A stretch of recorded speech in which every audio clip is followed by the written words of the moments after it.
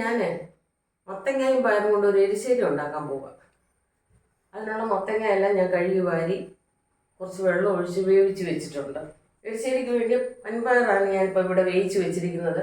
ഇതൊരു 1/4 കപ്പ് പയർ കുക്കറിലിട്ട് ഒരു 3-4 വിസിൽ, അതിൽ കൂടുതൽ വെന്ത് പോകരുത്, ഈ പരുവത്തിൽ തന്നെ ഇരിക്കണം.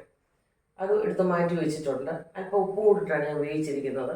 മത്തങ്ങ നമുക്കൊന്ന് ഉടച്ചെടുക്കണം, നല്ലപോലെ ഉടയണം, പയർ ഉടയ്ക്കുകയും ചെയ്യരുത്. ഉടച്ചുകൊണ്ട് വരട്ടെ. ഇനി ഇതിനുള്ള ഒരു അരപ്പും കൂടെ നമുക്ക് തയ്യാറാക്കി വെക്കാം. 1 കപ്പ് തേങ്ങ ചെറിയതാണ്, 1 നുള്ളു ജീരകം,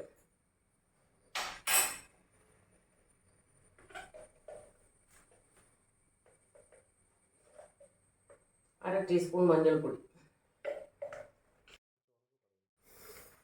ഒരു 2 വെളുത്തുള്ളി അല്ലി, 1 നുള്ളു കറിവേപ്പില. കുറച്ച് വെള്ളം കൂടെ ചേർത്ത് നമുക്കൊന്ന് അരച്ചെടുത്തോണ്ട് വരാം. ഒരുപാട് പേസ്റ്റ് പോലെ അരയണ്ട, ഒരു മയത്തിൽ അരയുകയും ചെയ്യാം. ഇത് അരച്ചുകൊണ്ട് വരട്ടെ. മത്തങ്ങ ഉടച്ചെടുത്ത് നമുക്ക് ഈ പാത്രത്തിലോട്ടിടാം. പാനെടുപ്പിൽ വെച്ചിട്ടുണ്ട്. മത്തങ്ങ ഉടച്ചിട്ടു. നമുക്കിനി ഈ പയറും കൂടെ ചേർക്കാം. ഇതൊന്ന് ഇളക്കി കൂടെ 2 പച്ചമുളക് കീറുന്നതും കൂടെ ഇടുന്നത്. നമുക്ക് ഈ പച്ചമുളക് വേണേൽ അരപ്പിൻ്റെ കൂടെ എല്ലാം അരച്ച് ചേർക്കാം.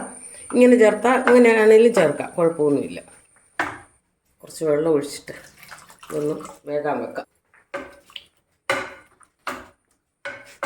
1/2 ടീസ്പൂൺ ഉപ്പും കൂടെ ചേർക്കാം. പയറിനകത്ത് ഞാൻ ഉപ്പിട്ടിട്ടുണ്ട്, എന്നാലും അത് പോരാ, കുറച്ചും കൂടെ ചേർക്കാം. ഇതൊന്ന് തിളക്കട്ടെ. മത്തങ്ങയും പയറും ഒന്ന് തിളച്ച് വന്നു. ഇനി ഇതിലോട്ട് അരപ്പ് കൂടെ ചേർക്കാം.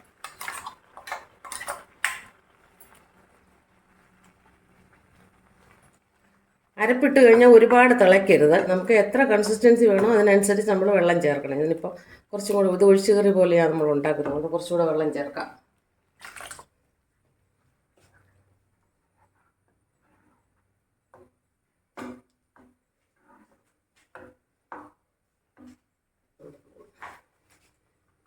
അല്പം കരിയാപ്പിലയും കൂടെ ചേർത്ത് ഇളക്കാം.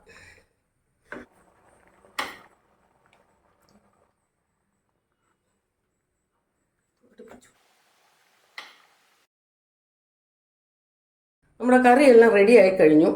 ഇനി ഇത് വേറൊരു പാത്രത്തിലോട്ട് നമുക്ക് മാറ്റാം.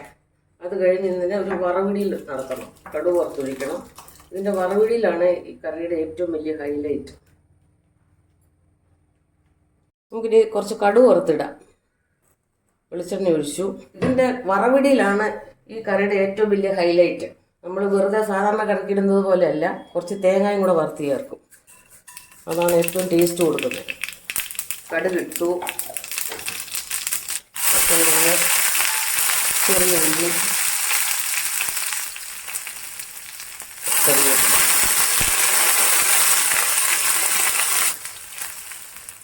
ഇതിൽ കുറച്ച് തേങ്ങ തിരുമ്മിയതും കൂടെ ചേർക്കാം.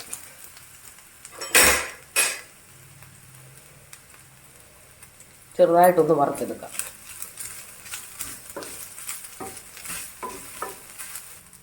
ഇത്രയും മതി. ഇനി ഓഫ് ചെയ്യാം.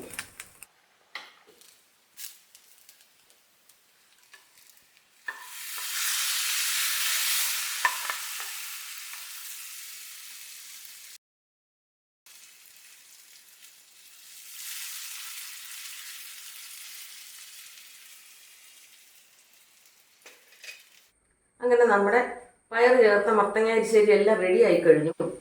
ചോറിൻ്റെ കൂടെ കൂട്ടിക്കഴിഞ്ഞാൽ വളരെയധികം ടേസ്റ്റുള്ള ഒരു എരിശ്ശേരിയാണിത്. അപ്പോൾ എല്ലാവരും ഒന്ന് ഉണ്ടാക്കി നോക്കുമല്ലോ.